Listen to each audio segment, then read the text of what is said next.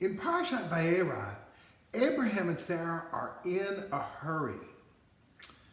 When three strangers come by and Abraham sees them when he's sitting at the opening of his tent, he gets up and he calls to Sarah, "Quickly, let's make them food. Let's make them a feast."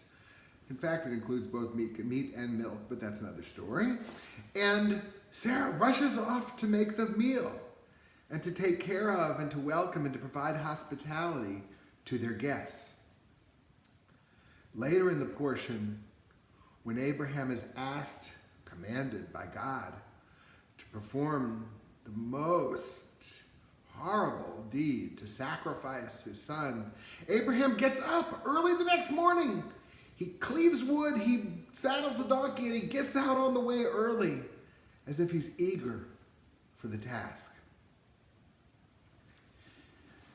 Rabbi Alexandria Shuval Weiner writes in the Musar Torah commentary that the midah, the soul trait of zerizut, which I'll translate in a minute, zerizut constitutes the core of Abraham's spiritual DNA.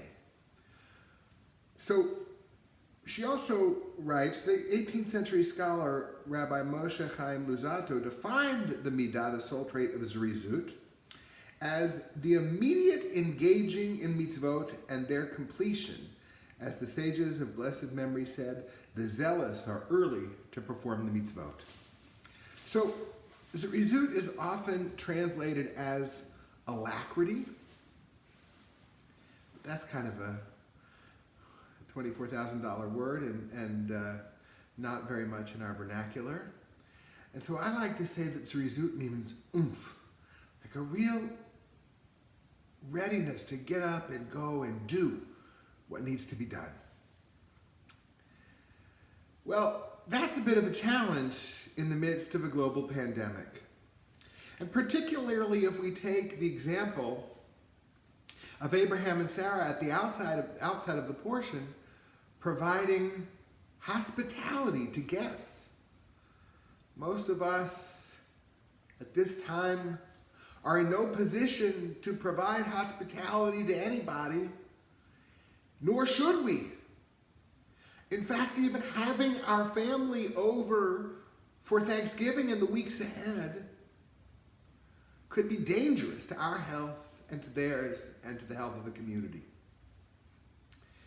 And so, for what do we need zerizut right now? Well, I suspect that most of us who are, me and those of you watching, don't need to be convinced that we need zerizut.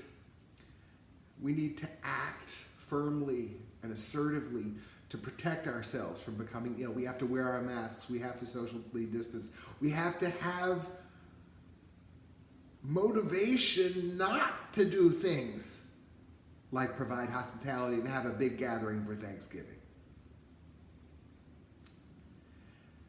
That's hard.